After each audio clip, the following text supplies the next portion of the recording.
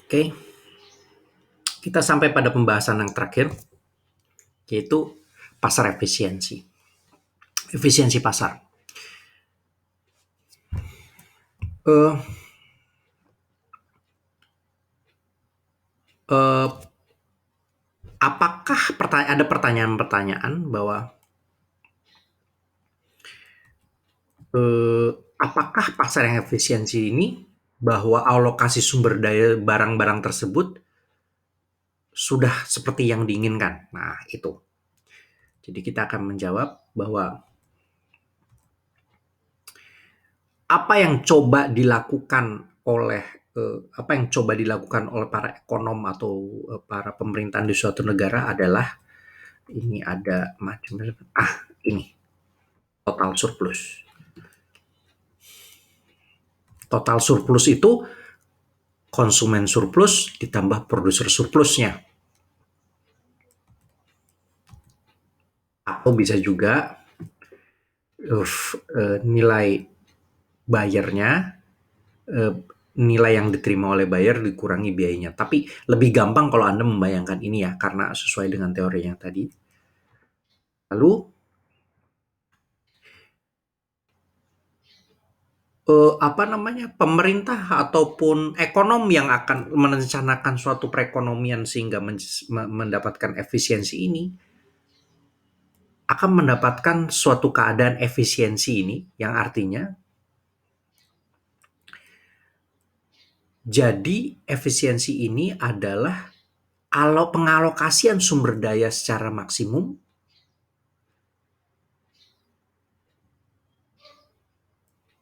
dengan cara memaksimumkan total surplus yang diterima oleh seluruh anggota masyarakat. Itu efisiensi. Artinya,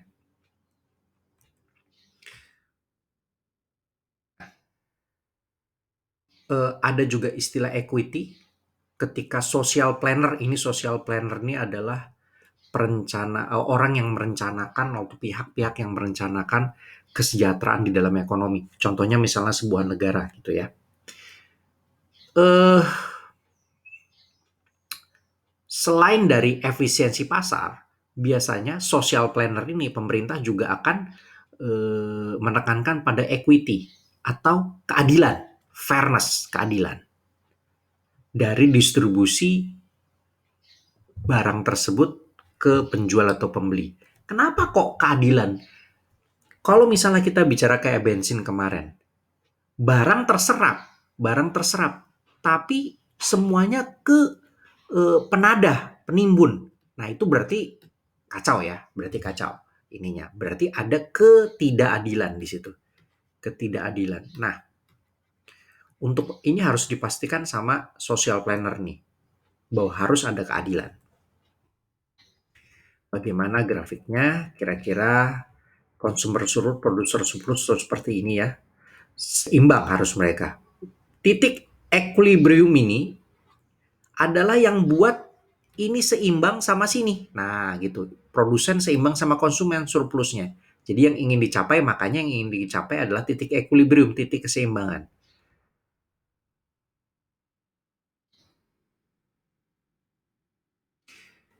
Pada titik keseimbangan ada 3 hal yang bisa uh, kita ambil.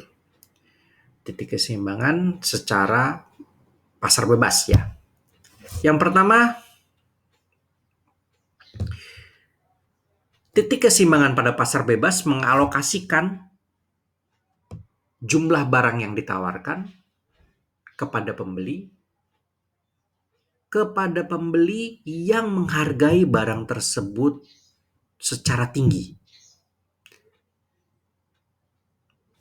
yang direfleksikan oleh WTP. Itu satu. Silakan Anda catat. Yang keduanya, efisiensi pada pasar bebas mengalokasikan permintaan barang kepada penjual yang benar-benar dapat memproduksi barang tersebut dengan biaya yang rendah.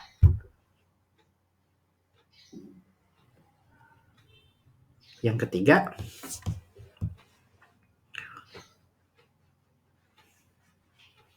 pasar bebas.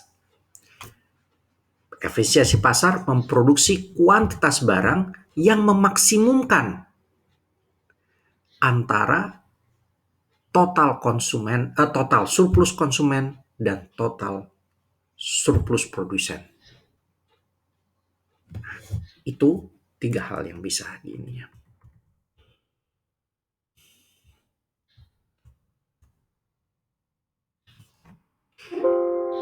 Kira-kira seperti itu.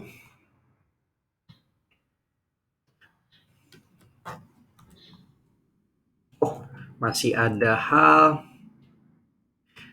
beberapa hal lagi, saya akan coba terangkan lagi.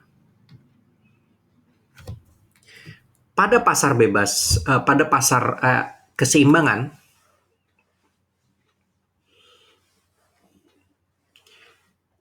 ada beberapa hal yang eh, tidak diinginkan gitu ya.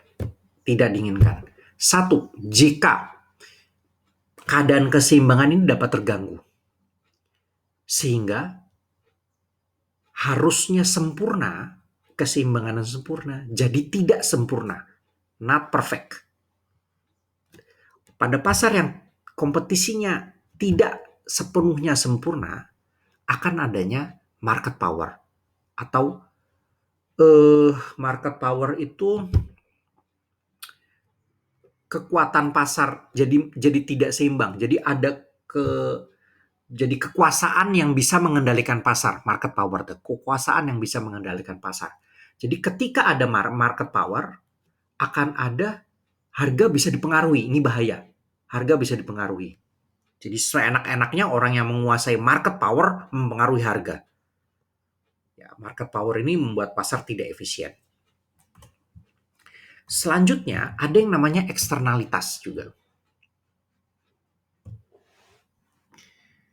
Eksternalitas adalah faktor-faktor yang mempengaruhi individu, baik pembeli atau penjual di dalam pasar.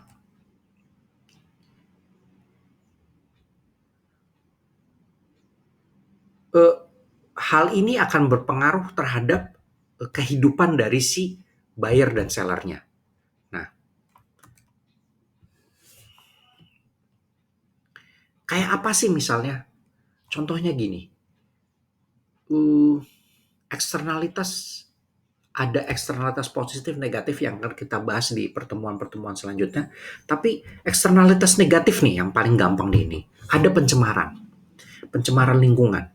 Nah, pencemaran lingkungan itu membuat pasarnya